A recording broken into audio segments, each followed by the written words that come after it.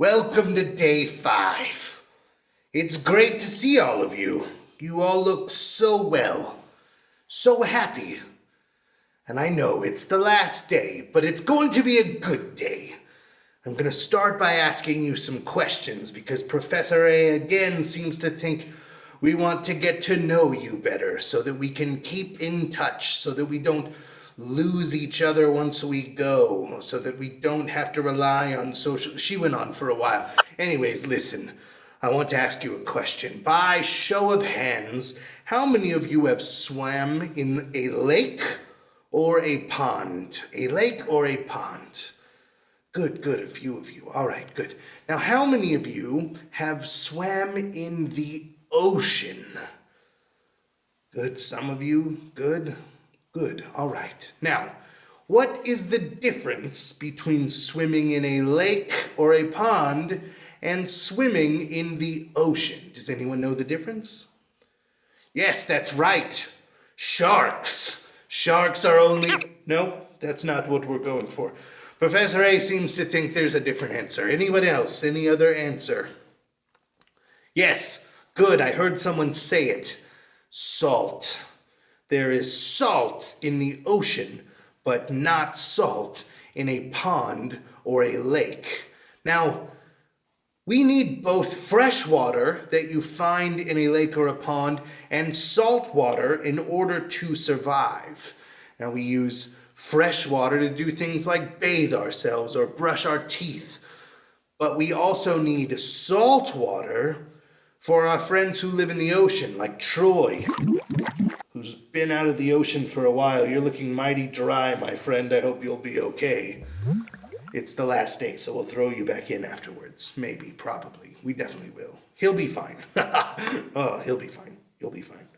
Listen, we need them for both. We need to take care of our sea creatures, and we need to take care of brushing our teeth and washing our hands. So we need both. God has thought of everything. But there is a difference between fresh water and salty water, which I have here on the table. I also have a bunch of different things that I'm going to drop into both of them. For today's experiment is determining the difference between what sinks and what floats inside of salt water and fresh water. But before we begin, let me ask you, what do you think is the difference between fresh water and salt water? How do you think salt affects water? Go ahead, throw out answers. Not you, Troy. You're a sea creature. Of course you know the difference. Let me begin with this. I'm carrying 2 cups, and you can see a difference between the two. One is a little bit cloudier than the other. I can also tell you the water that is in my left hand, the salty water, is just a little bit heavier than the fresh water. Now, I wonder if that will change things, because I can tell you this. Salt creates a more dense water, which means it's a little bit heavier, which means it will be harder for things to sink into it. You may have seen this. If you've been out on the ocean, it is easier for someone to float on the ocean than it is to float in your pool or in a pond. We will see if that is true. We're going to begin with lighter things, and we will move towards heavier things. And I will drop them both in simultaneously, and what we're going to begin with is a paper clip. A paper clip! Well, it's just a paper clip. You can find these anywhere. These are not. They're pretty normal. All right, let's hear some guesses. When I put the paper clip inside of the fresh water and the salty water, which do you think will float? The paper clip in the salt water or the paper clip in the fresh water? Go ahead and shout out your guesses. All right, guesses have been heard. Here we go. Well. Did any of you say neither? Because they sank in both. The paperclip is at the very bottom of both. So, paperclips do not float in either saltwater or freshwater. There you are. All right. The next item is a Cheerio. I have 2 identical Cheerios, both of the same shape and roundness. I will place them into the freshwater and the saltwater. Let's get some guesses at home. Do you think they will float? And if you do, will it float in the saltwater or in the freshwater? Good. Guesses are in. Here we are. Same time. Would you look at that? The Cheerio floats in both the freshwater and the saltwater. It did not matter. Interesting. Very interesting. Professor A, I hope you know what you're doing, because this looks to be not working one bit.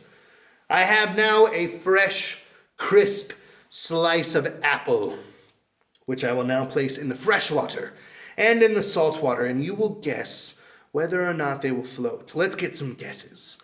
Apple, will it float in freshwater? Will it float in saltwater? Here we go. It floats in both. It floats in both, Professor A, just like the Cheerio. Let's continue. I have got a grape. In this case, 2 grapes, both of equal size, both of equal width, both of equal greenness. I'm going to place them into saltwater and into freshwater, and we will see which floats. It seems as though a grape sinks in both. All right, moving on, I've got a small rubber band. These rubber bands, our grape friend seems to be floating off the bottom of the salt water. Stay tuned, folks. This one may not be over. All right, back to the rubber band. Sinking or floating in saltwater or freshwater. Here we go. Any guesses? Good guess. Here we are. It seems as though it is floating in the saltwater. Give it a push. Give it a push. Make sure it's not surface tension keeping it afloat.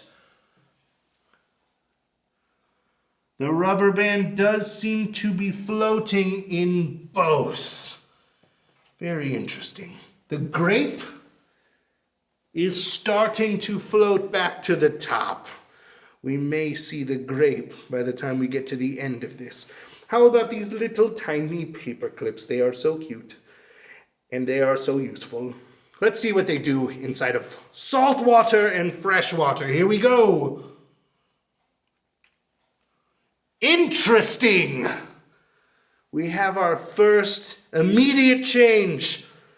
The plastic clip floats in salt water and immediately sinks in fresh water. There's a change in buoyancy.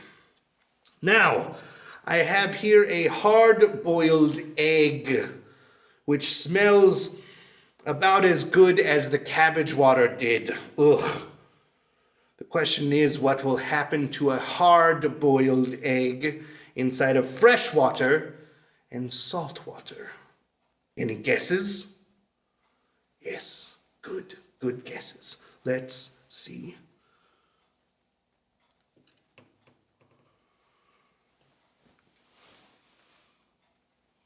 Clear as day. The hard-boiled egg sinks inside of fresh water, and it is floating. Well, it's not floating anymore. It was floating a moment ago. Ah, yes, see, it is floating now. As is the grape. The grape is now floating inside of the salt water. So both the egg and the grape and the hair clip both now float, although dropping back and forth to the top and to the bottom of the salt water. And our final experiment, a small rock. What do you think? Will rocks float in salt water? Do rocks float in fresh water? Oh, we shall see. Oh, rocks sink. Rocks certainly sink in both. There was no chance whatsoever. No, absolutely not. Rocks do not mind the salt and certainly sink through fresh water. And there you have it. Hard-boiled eggs float in salt water. Grapes float in salt water. Plastic hair clips float in salt water. Meanwhile, everything that I listed sinks in fresh water. Everything that floats in fresh water floats in salt water. Mystery solved. Now the only mystery left is God, who is powerful enough to create fresh water, which is good for us, and salt water, which is good for us, but not good to drink, has somehow created something so powerful, so meaningful, and has also had time to love each and every one of us. And that is amazing. That's all the time we have for today. I will see you for one more science experiment before we bid you farewell from Mr. E's island and send you back home. I can't wait to see you again. And I can't wait to find other things to put into this water. I wonder if Professor A will float. Nothing, Professor A, carry on.